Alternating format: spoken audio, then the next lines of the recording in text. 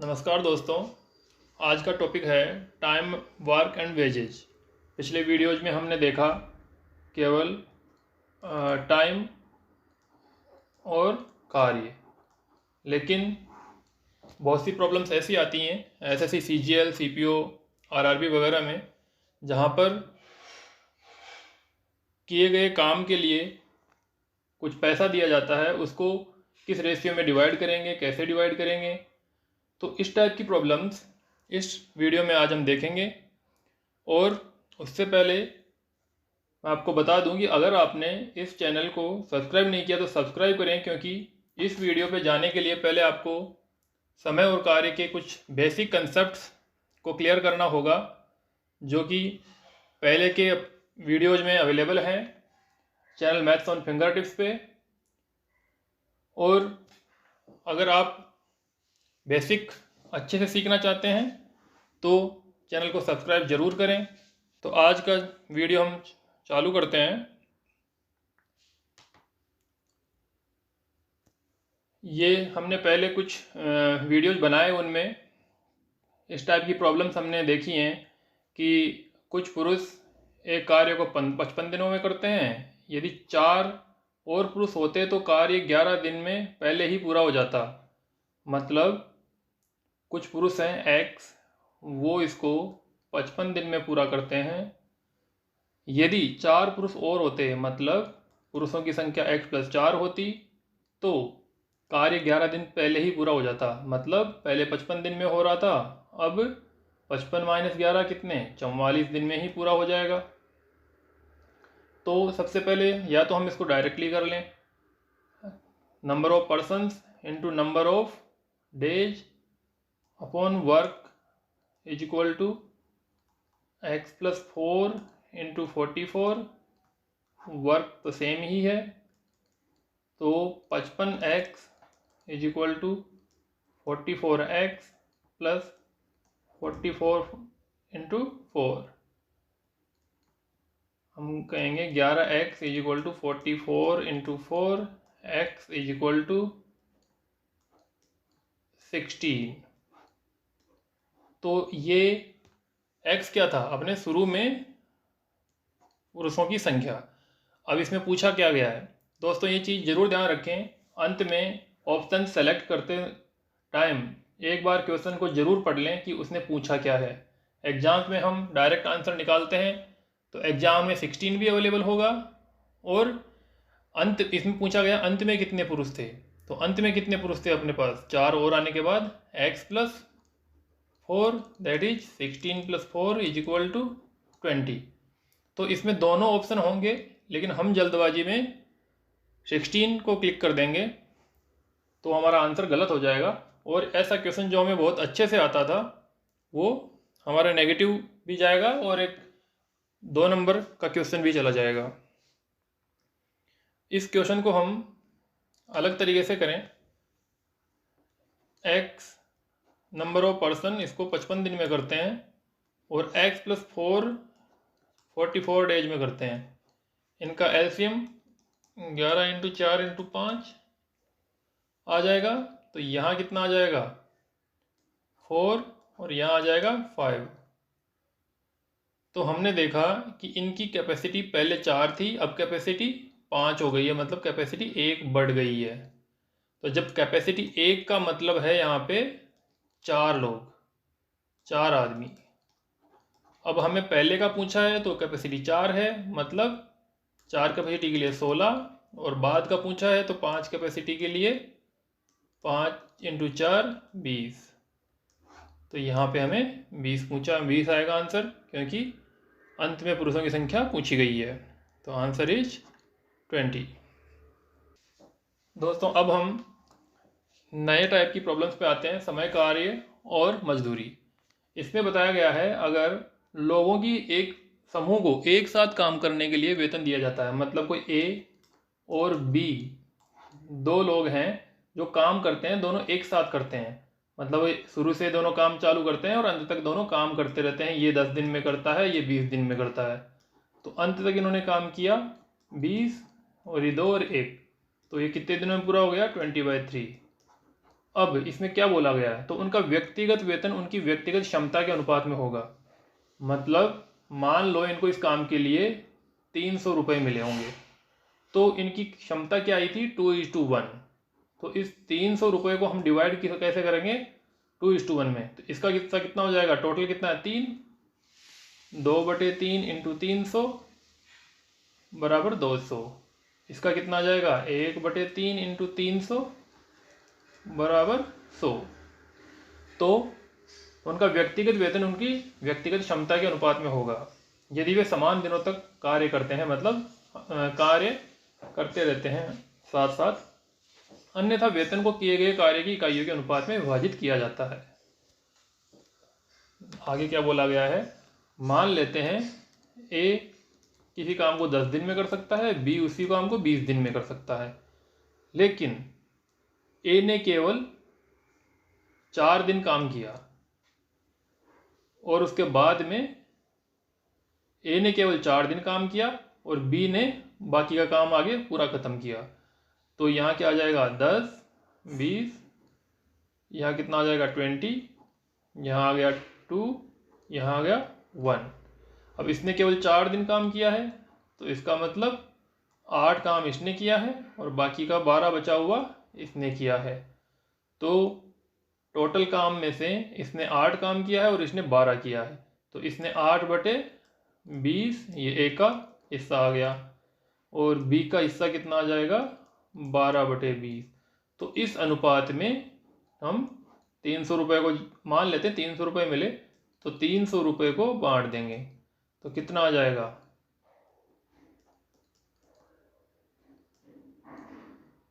ऐसे ही इसमें ऐसे अपन इसके मिलने वाले वेतन को डिवाइड करेंगे। नेक्स्ट हम एक एक प्रॉब्लम सॉल्व करेंगे और ये प्रॉब्लम्स पे जाने से पहले आप बेसिक्स ज़रूर क्लियर कर लें ताकि जो ये इस टाइप की प्रॉब्लम्स हैं वो अपन आसानी से कर पाएँ। उसके लिए आप एक बार पुराने वीडियो देखें और चैनल को सब्सक्राइब करें ताकि आपको नए वीडियोज का नोटिफिकेशन आपको मिलता रहे और आप नए ट्रिक्स का पता आपको चलता रहे। तो अब हम बढ़ते हैं नेक्स्ट क्वेश्चन पे। ए और बी एक काम को 600 रुपये में करते हैं। ए और बी किसी काम को 600 रुपये में करते हैं। ए इसे 20 दिनों में कर सकता है और ए इसे 20 दिनों में कर सकता है और बी उसे 60 दिनों में कर सकता है। तो सी की हेल्प से तीनों मिलके मतलब इसको 10 दिन में कर देते हैं। अब हम वही हमारा बेसिक कंसेप्ट कैपेसिटी वाला। अब हमने देखा ए की कैपेसिटी कितनी है 3, बी की है कितनी है 1 और तीनों की मिला के कैपेसिटी कितनी है 6। तो सी की कैपेसिटी कितनी आ जाएगी 6 - 1 + 3 बराबर 2। तो हम कहेंगे कि सी की कैपेसिटी 2 है। तो सी, अब इसमें पूछा क्या गया है सी को उसके योगदान के लिए कितना भुगतान किया जाना चाहिए। तो हमने देखा कि सी की कैपेसिटी क्या है 2 और टोटल कैपेसिटी 6। तो कैपेसिटी के रेशियो में बढ़ जाएगा 2/6 इंटू टोटल कितना मिला है 600, मतलब 200 रुपये सी को मिलेंगे। सी को 200 रुपये मिलेंगे। तो अब हम इसको अगर वैसे करें वर्क के हिसाब से तो ए इसे 20 दिनों में करता है और बी इसे 60 दिनों में करता है। ए इसे 20 दिनों में करता है, बी 60 दिनों में कर सकता है और सी, अब सी का अगर अपन तीनों मिलके 10 दिनों में करते हैं तो सी का अगर निकालना हो अपन को एक दिन का काम तो 1/10 - 1/20 + 1/60 1/10 -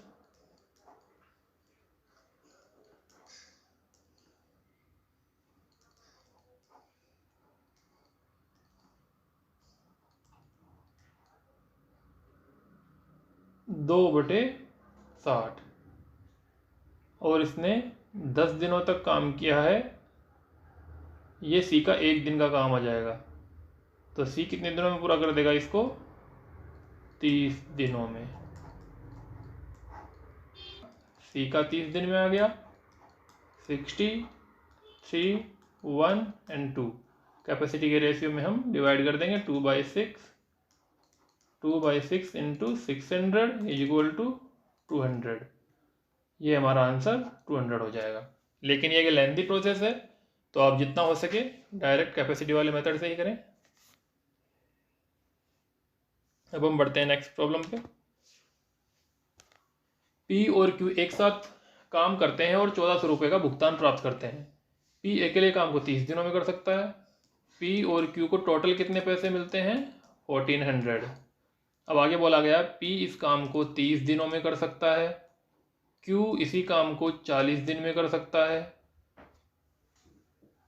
तो उन्हें मिलने वाली मजदूरी में से पी का हिस्सा कितना होगा? तो हम वही कैपेसिटी निकालेंगे।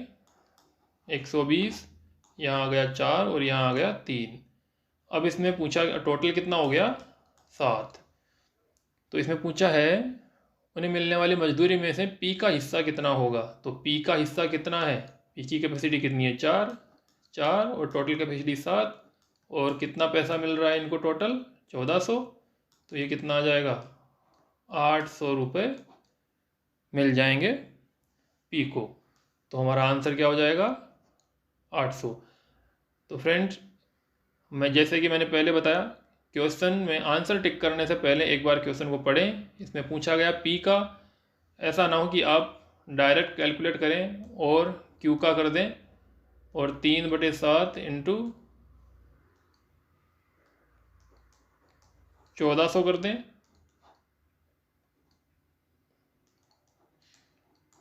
₹600 क्यू का आ जाएगा। तो इसमें आंसर 600 भी अवेलेबल है। तो जल्दबाजी ना ही करके एक बार क्वेश्चन को दोबारा पढ़ें कि पूछा क्या गया है। अब हम बढ़ते हैं नेक्स्ट क्वेश्चन पे।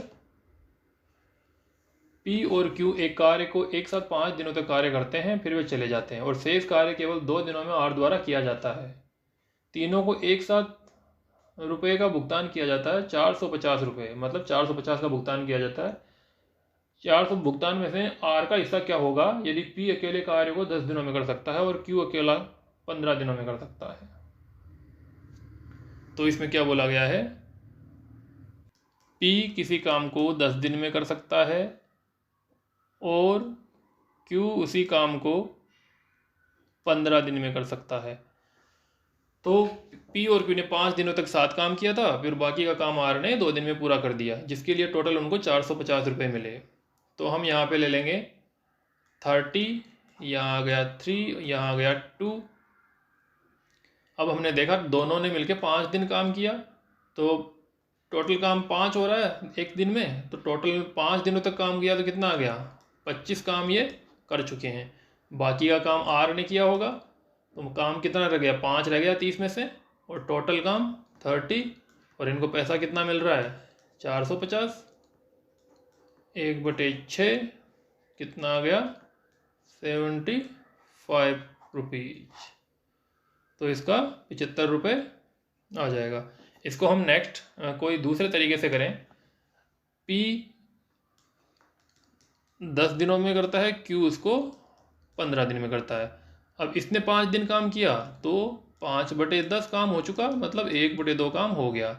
इसने भी 5 दिन काम किया है तो 1/3 काम इसने कर दिया। तो दोनों ने मिलकर काम कितना कर दिया? 1/2 + 1/3, 5/6 काम खत्म हो गया। 6 में से 5 हिस्से खत्म कर चुके हैं। तो अब बाकी का काम आर ने कितना किया होगा? 1 हिस्सा किया होगा 6 में से। तो कितने पैसे मिल जाएंगे इसको? 75। तो आंसर क्या आ जाएगा हमारा? 75। अब हम बढ़ते हैं नेक्स्ट। राजेश का हिस्सा क्या होगा यदि रमेश और सुरेश एक साथ कार्य केवल 7/11 पूरा करते हैं और तीनों को कार्य को पूरा करने के लिए 1100 रुपये का अनुबंध किया गया था। मतलब राजेश, रमेश और सुरेश को 1100 रुपये का अनुबंध किया गया था। अब इसमें बोला गया राजेश का हिस्सा क्या होगा। तो राजेश का अपन को हिस्सा निकालना है। अब इसमें बोला क्या गया है, रमेश और सुरेश एक साथ कार्य केवल 7/11 पूरा करते हैं। ये दोनों 7/11 पूरा करते हैं, तो राजेश का कितना आ जाएगा, 1 - 7/11 बराबर 4/11। मतलब इसने टोटल काम से 4/11 किया, मतलब 11 टोटल काम माने तो 4 इससे इसने किया है। तो इसको पैसा कितना मिलेगा, 4/11 इंटू 1100 इज इक्वल टू 400 रुपये। तो यहाँ पे कितना मिल जाएगा, 400 रुपये। नेक्स्ट प्रॉब्लम है हमारी, P और Q मिलकर प्रतिदिन 188 रुपये कमाते हैं। Q और R मिलकर 152 रुपये कमाते हैं। P और Q एक साथ 188 रुपये कमाते हैं प्रतिदिन। Q और R एक दिन में कमाते हैं 152 रुपये। और इसमें दिया गया है P + Q + R एक दिन में कमाते हैं 300 रुपये। तो इसमें पूछा है Q का कितना हिस्सा होगा, Q कितना कमाता है प्रतिदिन। तो हमें ये तीनों ही प्रतिदिन दे रखे हैं, तो हम क्या करेंगे, ऐसे क्वेश्चंस में इन दोनों को जोड़ें तो P + Q + Q + R, मतलब P + Q + R + Q 2 बार आ गया है, तो ये कितना आ जाएगा, 188 और 152 दोनों को जोड़ा तो कितने आ गए, 340। अब यहाँ पे इसका तो दे रखा है हमें ऑलरेडी 300 + Q, तो Q का कितना आ जाएगा, 40 रुपये। तो Q का कितना आ जाएगा प्रतिदिन का हिस्सा, 40 रुपये प्रतिदिन ये कमाता है। नेक्स्ट, जॉनी प्रतिदिन 6 घंटे काम करने के लिए 8 श्रमिकों को नियुक्त करता है। प्रतिदिन 6 घंटे काम करने के लिए 8 श्रमिकों को नियुक्त करता है, 8 लोगों को। कुल मिलाकर वह उनको 630 रुपये एक सप्ताह के देता है, मतलब 7 दिन के देता है। जॉनी को एक सप्ताह के लिए, मतलब एक सप्ताह मतलब वही 7 दिन के लिए इसने पूछ रहा है आगे भी, प्रतिदिन 4 घंटे, अगर वो 4 घंटे ही काम करें, 18 कर्मचारी हों, कर्मचारियों की संख्या कितनी हो, 18, तो ये पूछा है कितना भुगतान करना चाहिए, तो ये x मान लेते हैं। तो हम वही प्रॉब्लम, वही हमारा सूत्र, 8 आदमी 6 घंटे 7 दिन तक काम करते हैं, तो कितना पैसा मिलता है, 630 बराबर 18 आदमी 4 घंटे 7 दिन तक काम करते हैं, तो कितना पैसा मिलेगा। यहाँ पे टोटल जो वर्क होता है, जो काम करते हैं, उसी का पैसा मिलता है, तो यहाँ पर जो वर्क आता है उसकी जगह पैसा भी ले सकते हैं। तो पैसा लिख दिया हमने, तो यहाँ से हम कैलकुलेट करेंगे x का वैल्यू।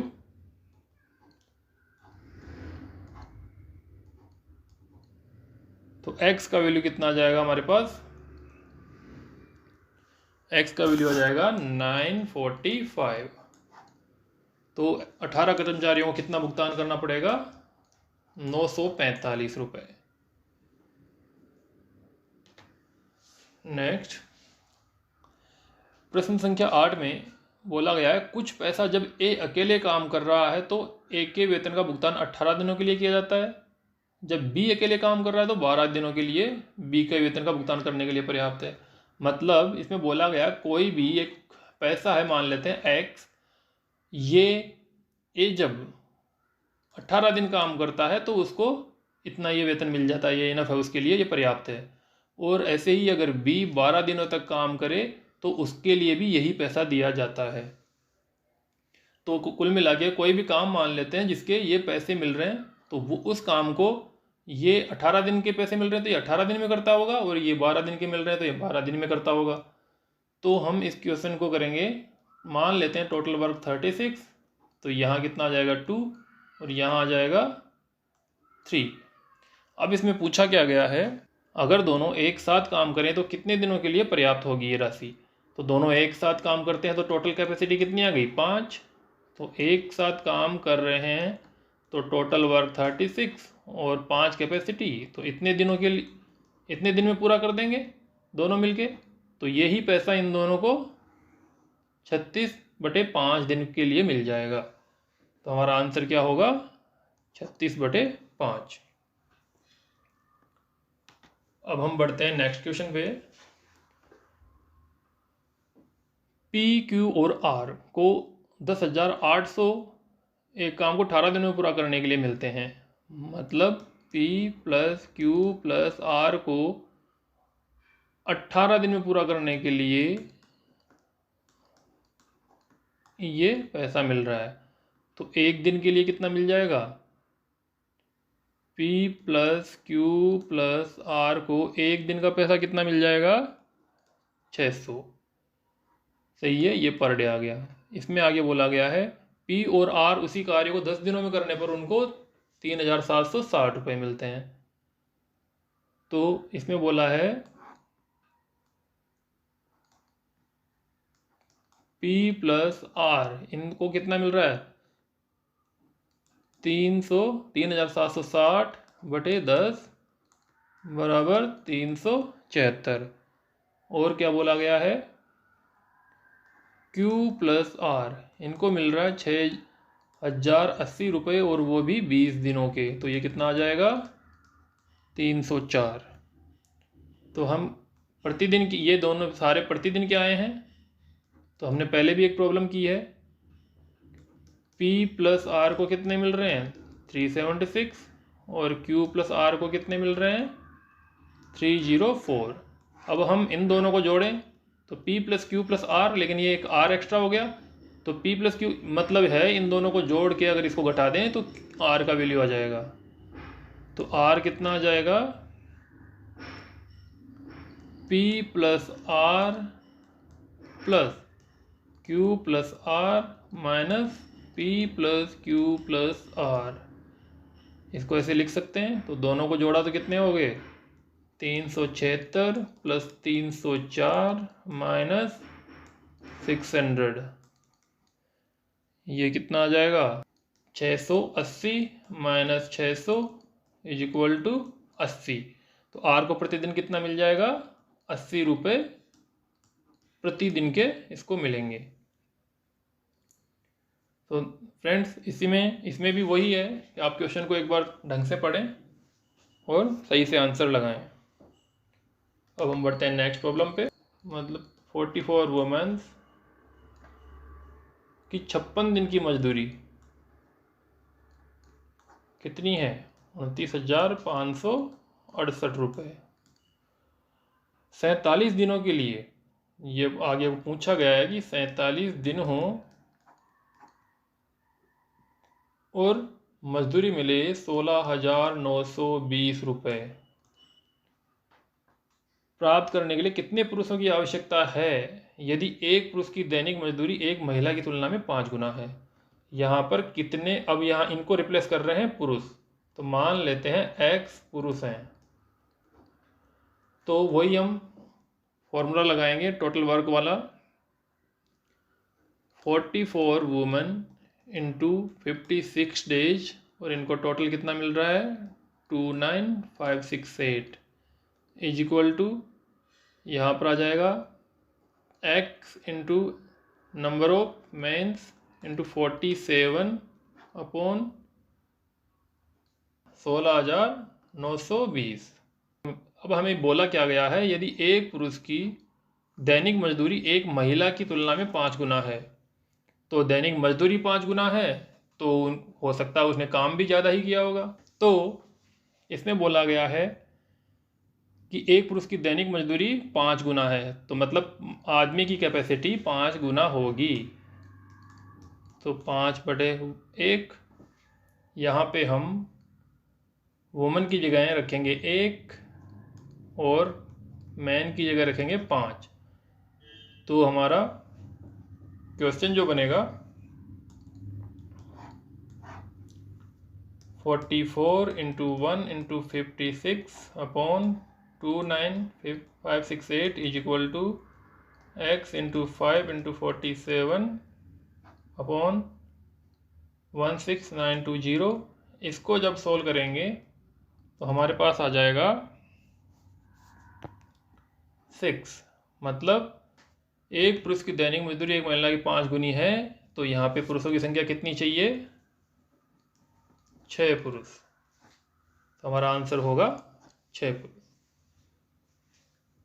नेक्स्ट क्वेश्चन नंबर 11 में है 6 पुरुष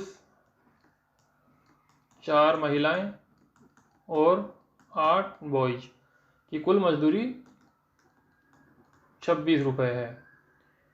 अब इसमें क्या बोला गया है? यदि 6 पुरुषों की मजदूरी 8 महिलाओं के बराबर है, 6 पुरुषों की मजदूरी बराबर है 8 महिलाओं के, तो इससे क्या लिख सकते हैं? M/W = 4/3। आगे बोला गया है और 4 महिलाओं की मजदूरी 6 लड़कों के बराबर है, 6 लड़कों के बराबर है। तो यहाँ पर अपन निकालें W/B = 3/2। अब हम इक्वेशन 2 और 3 से देखते हैं कि तीनों का कैपेसिटी का रेशियो क्या है। M/W/B कितना आ जाएगा? अब हम कैसे करेंगे ये? इन दोनों में कॉमन क्या है? वुमेन्स। तो दोनों को सेम बनाएंगे। तो यहाँ पर 3 है और 3 है, ये ऑलरेडी सेम है, तो हम कहेंगे 4:3:2। ये इन तीनों की कैपेसिटी का रेशियो आ गया। अब हम ये वैल्यू डालेंगे इसमें कि टोटल कैपेसिटी कितनी थी लोगों की। अब कैपेसिटी कितनी आ गई? 24 + 12 + 16, ये कैपेसिटी थी। मतलब 52 कैपेसिटी पहले थी। और हमें बाद में पूछा गया है कि 8 पुरुष 6 महिलाएं और 4 लड़के, इनको कितनी मजदूरी मिलेगी। तो इसमें भी वैल्यू पुट करके देखें हम, तो ये कितना आ गया? 32 + 18 + 8, ये कितना आ रहा है? 58। मतलब जब कैपेसिटी 52 थी, 52 कैपेसिटी पे इनको पैसा मिला, वो मिला 26, ये 26 मिला। तो अगर कैपेसिटी 58 कर दी जाए तो कितना मिल जाएगा?